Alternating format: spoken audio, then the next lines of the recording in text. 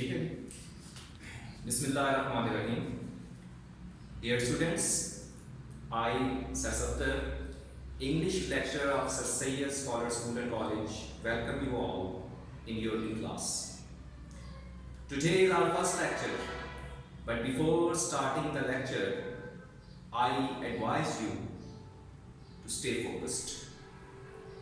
And you must have a copy pencil with you to keep a record of every important point.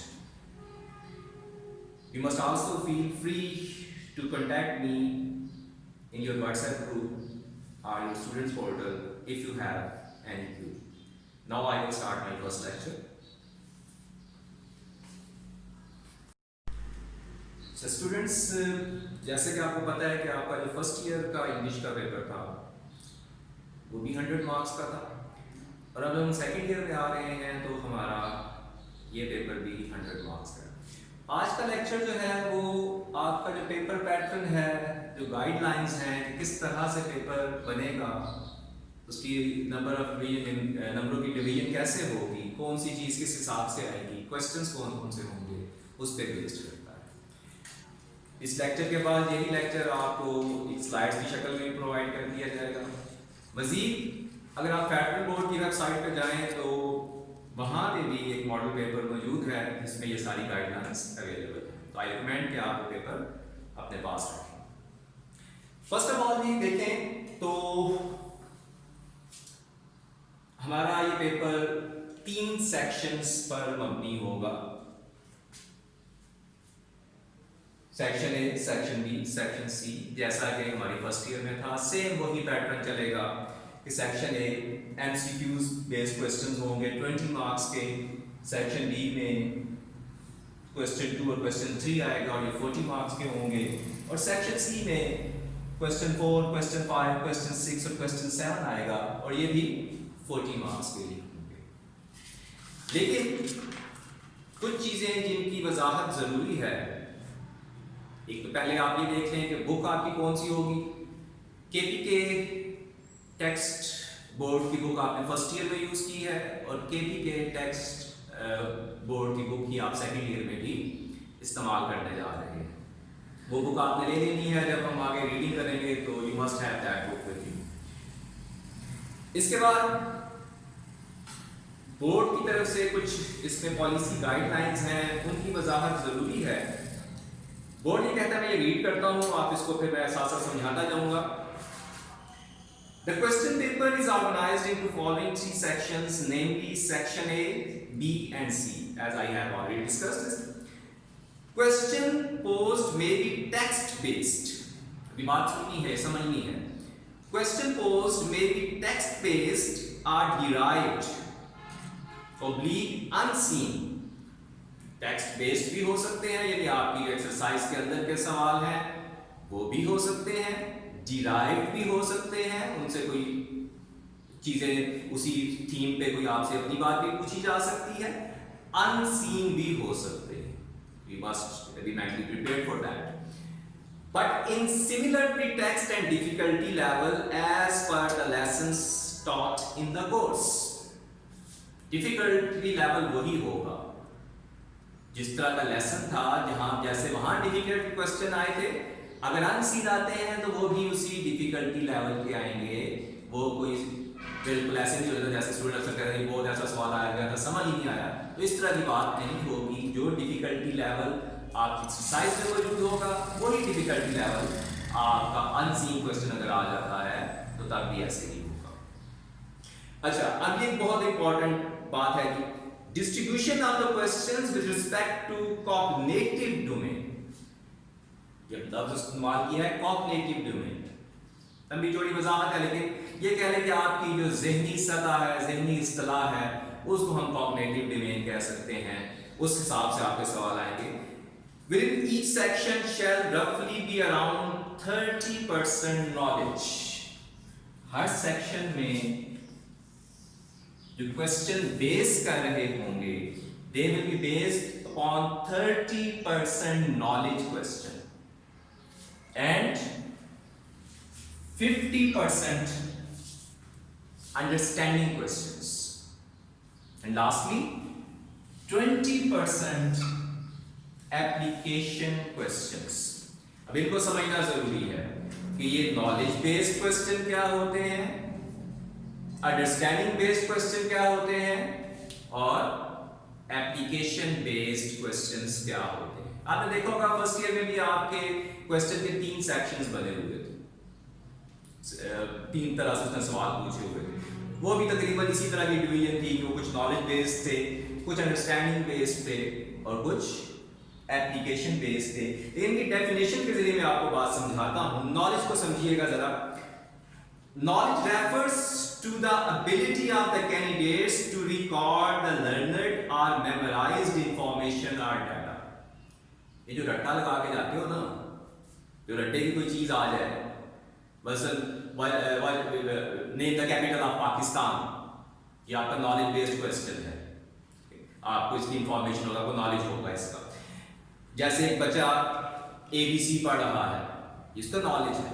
तो knowledge based question क्या होते हैं, जो आपका knowledge check करते हैं कि ये लेसन पढ़ने के बाद आपने जो इंपॉर्टेंट पॉइंट्स जो नॉलेज दिया गया है, क्या वो गेन किया है या नहीं किया। अब ये क्वेश्चन कैसे पूछे जाते हैं, मसलन पेपर में अगर क्वेश्चन आ गया ना डिफाइन, तो वो डिफाइन वाले क्वेश्चन में क्या पूछ रहा है आपसे, वो आपका नॉलेज चेक कर रहा है। इसका क्वेश्चन आ गया जी अरेंज, इसको अरेंज करो। उस अरेंज वाले क्वेश्चन में वो आपसे क्या चाह रहा है, वो आपका नॉलेज चाह रहा है। इसका आ गया जी लिस्ट, इसको लिस्ट करें, gain your knowledge is being checked. Name करें जी इसको, gain your knowledge is checked. ठीक है, तो ये नॉलेज बेस्ड क्वेश्चंस होते हैं। Now come to understanding questions. 50% आपके पेपर में पूछे जाएंगे। अंडरस्टैंडिंग से क्या मुराद है जी, इसको हम कंप्रीहेंशन भी कहते हैं, समझ। कि आप लेसन पढ़ के जो बुनियादी मकसद था, जो समझाना चाह रहा था राइटर, उसमें क्या आप वो मकसद समझे हैं कि नहीं समझे। इसको मैं डिफाइन करता हूं। Understanding refers to ability of the candidates to comprehend, समझना, information and situation। कि आपको जो इंफॉर्मेशन दी गई है उसे समझे हैं कि नहीं समझे, जो सिचुएशन बताई गई है उसे समझे हैं कि नहीं समझे। And provide response to it accordingly, और फिर आप उसके मुताबिक जवाब दे सकते हैं, रिस्पॉन्ड कर सकते हैं कि नहीं कर सकते। हमने फर्स्ट ईयर में लेसन पढ़ा था, हमारा फर्स्ट लेसन ही आ गया, चले इस फर्स्ट फ्लाइट। उसमें नॉलेज के लिए क्या था, कितने घंटे से वो उसके पास कोई नहीं आया, वो जो आप जवाब देंगे वो नॉलेज हो गई।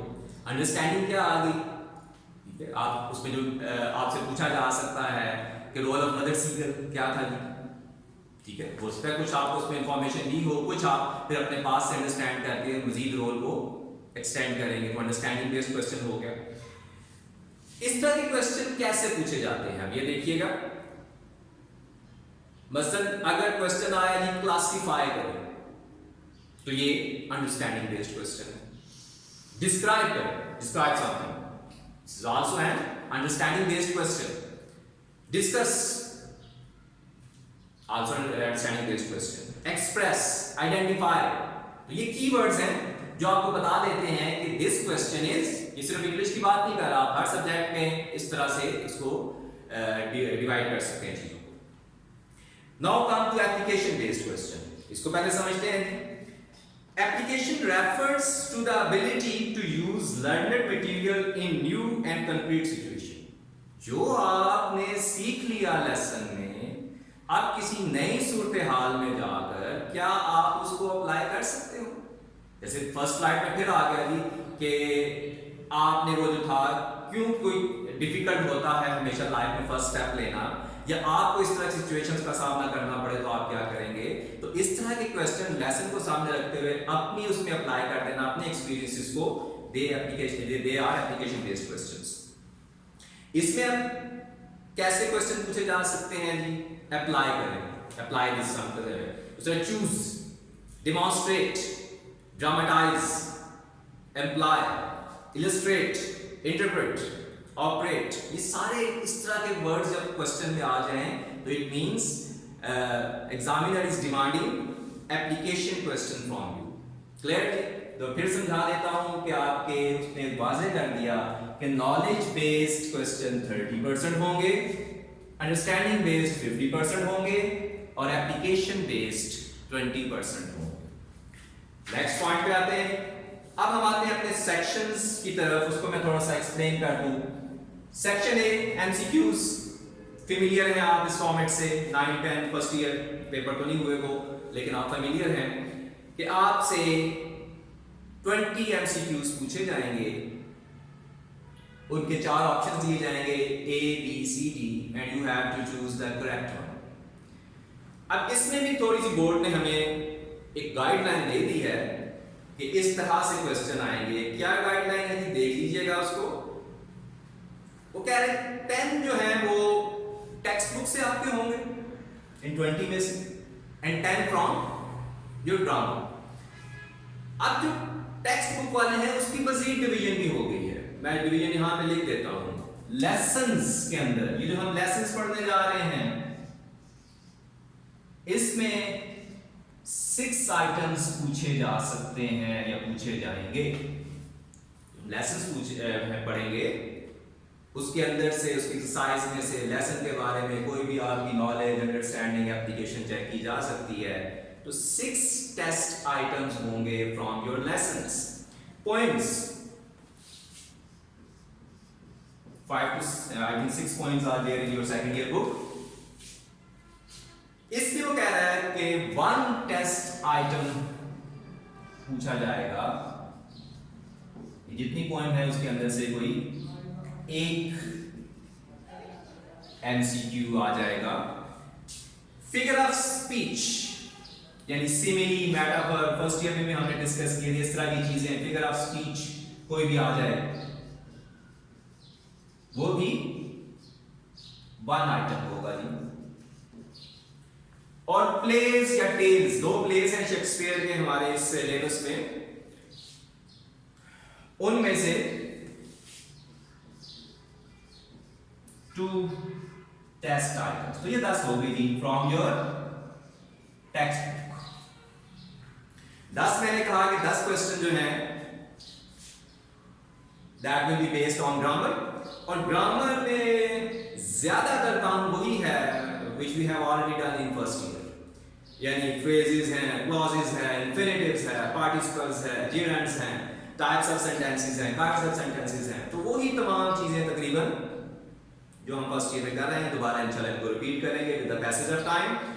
तो ये है जी हमारा सेक्शन ए के 20 एमसीक्यूज और उसकी मैंने आपको डिवीजन बता दी। अब आ जाए सेक्शन बी पे और इसका क्वेश्चन नंबर 2। अच्छा, क्वेश्चन नंबर 2 की डिवीजन जो है, क्वेश्चन नंबर 2 2 पार्ट्स में होगा। फर्स्ट ईयर में तो एक ही पार्ट था 28 नंबर का, 28 मार्क्स का, लेकिन इसमें 2 पार्ट्स हो गए सेकंड ईयर में। अगर इसको समझना है, ये थोड़ा सा डिफरेंट है फर्स्ट ईयर की निस्बत।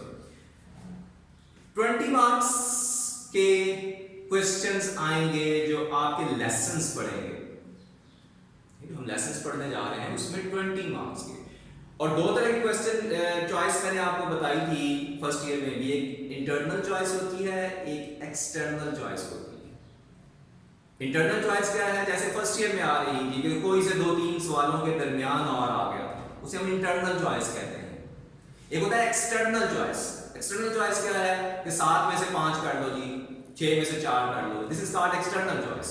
तो अब सेकंड ईयर में आपकी एक्सटर्नल चॉइस है, इंटरनल चॉइस जैसे फर्स्ट ईयर में थी वैसी नहीं है। तो क्वेश्चन नंबर 2 का जो ए पार्ट होगा, ये लेसन्स के क्वेश्चंस पूछे जाएंगे आपके। आपने 6 में से 5 क्वेश्चंस अटेम्प्ट करने हैं and this question will be of 20 marks. इसी तरह इसी का बी पार्ट आ जाएगा पॉइंट्स। पॉइंट्स को अलग कर दिया है। तो पॉइंट्स के 2 सवाल आपने अटेम्प्ट करने हैं 3 में से इसी क्वेश्चन के अंदर। इसके बाद जी क्वेश्चन नंबर 3, 2 प्लेज हम शेक्सपियर के पढ़ने जा रहे हैं अगले लेक्चर्स लेसन्स में। मैं थोड़ा सा उनको एक्सप्लेन करूंगा। उनमें से 12 नंबर के 2 क्वेश्चंस आपके पूछे जाएंगे, 6 मार्क्स ईच। 3 में से 2 क्वेश्चंस करने होंगे शेक्सपियर के 2 प्लेज हैं, उनमें से क्वेश्चंस आपसे पूछे जाएंगे 12 मार्क्स। तो ये सेक्शन बी यहाँ पे कंप्लीट होता है। फिर सुन लें क्वेश्चन नंबर 2, 2 पार्ट हैं, ए और बी। ए में लेसन्स में से 6 में से 5 सवाल, बी में पॉइंट्स में से 3 में से 2 क्वेश्चन। वही जो लिमिट थी 40 to 50 वर्ड्स वाली, वो यहाँ भी अप्लाई होती है, और ये 28 मार्क्स। और क्वेश्चन नंबर 3 में 2 प्लेस लेस हमारे बुक में मौजूद हैं, उनमें से 3 में से 2 सवाल, 6 नंबर का एक सवाल होगा, 60 to 70 वर्ड्स है इसकी लिमिट, तो ये 40 नंबर यहाँ पूरे हो। इसके बाद आ जाएंगे सेक्शन सी की तरफ। अब ये देखेंगे इसमें क्वेश्चन 4, 5, 6, 7 4 क्वेश्चन इसमें आ रहे हैं, उनकी डिवीजन में आपको बता देता हूं। क्वेश्चन नंबर 4 क्या होगा, एक रिपोर्ट लिखनी है हमने। अब रिपोर्ट क्या है, डिटेल बात आज नहीं करेंगे इस पे, इंशाल्लाह इंट्रोडक्टरी लेक्चर्स में ही मैं इसमें मजीद एक्सप्लेन करूंगा। सेकंड और थर्ड लेक्चर में जाके रिपोर्ट क्या है और प्रेसी राइटिंग क्या है, फिर हम बुक की तरफ जाएंगे। तो एक रिपोर्ट लिखनी है 8 नंबर की। उसके बाद क्वेश्चन नंबर 5 में इसमें आपके 2 पार्ट्स बन जाएंगे, ए और बी। ए पार्ट में क्या होगा जी, आपको एक अनसीन पैसेज दिया जाएगा, उसके अंदर 6 ग्रामेटिकल एरर्स होंगे, 6 ग्रामेटिकल मिस्टेक्स या एरर्स होंगे जो आपने आइडेंटिफाई करने हैं और फिर उनको रेक्टिफाई करना है, करेक्ट करना है। 6 एरर्स हैं। वो एरर्स क्या हो सकती हैं, वो मतलब पार्ट्स ऑफ स्पीच में आर्टिकल की गलती हो सकती है, स्पेलिंग्स की मिस्टेक्स हो सकती है, नाउन्स की मिस्टेक्स हो सकती है, कुछ भी इसमें मिस्टेक। 6 एरर्स होंगे, उनको आपने आइडेंटिफाई करना है और फिर उन 6 एरर्स को ठीक करके लिखना है। तो ये 6 नंबर का ए पार्ट होगा। बी पार्ट में इडियम्स, ये भी आपके लिए निस्बतन नई चीज है कि हम फ्रेजल वर्ब्स तो पढ़ते आ रहे हैं, तब फ्रेजल वर्ब्स के साथ साथ इडियम्स भी आ जाएंगे। ज़रबुल मिसल मुहावरा टाइप के जो जुमले, उनको आपने सेंटेंसेस में यूज करना है। तो ये 4 नंबर के। इसके बाद जी क्वेश्चन नंबर 6 पे आ जाएं। एक और आपको अनसीन पैसेज दिया जाएगा, उस पैसेज को आपने रीड करना है, कंप्रीहेंड करना है, और then you have to make precis of that passage. 2 part होंगे उसके, comprehension and precis writing. Comprehension का मतलब थोड़ा सा यहां समझ चुके हैं आप, अंडरस्टैंडिंग, कि आप उस पैराग्राफ को कितना अंडरस्टैंड कर पाए हैं। उसके बाद प्रेसी को भी मैं आगे एक्सप्लेन करूंगा सेकंड थर्ड लेक्चर में जाके, कि आपने उस गिवन पैसेज को समराइज करना है। ऐसा सवाल आपके 10th के पेपर में आ चुका हुआ है, तो ये आप फेमिलियर है इस क्वेश्चन से। तो 6 + 4 10 मार्क्स का ये क्वेश्चन है। Last question, you have to write an essay. 2 topics दिए जाएंगे and you have to write an essay on one of them. Requirement है 250 to 300 वर्ड्स और ये 12 नंबर का सवाल है। तो इस तरह आपके 100 नंबर कंप्लीट होते हैं। स्लाइड्स की शक्ल में भी इसके बाद लेक्चर के बाद आपको ये मिल जाएगा। मैंने कहा FDIC की वेबसाइट पे जाके भी इसको आप डाउनलोड करके पास रख लें, और कोई क्यूरी, कोई सवाल है वो आप व्हाट्सएप ग्रुप में, स्टूडेंट पोर्टल में उससे डिस्कस करें। बुक्स पास जरूर रखें, क्योंकि आगे हम जब रीडिंग करने जा रहे हैं तो बगैर बुक्स के फिर रीडिंग फ्रूटफुल नहीं होगी। तो dear students, that's all for today. इंशाल्लाह आपसे नेक्स्ट लेक्चर में मुलाकात।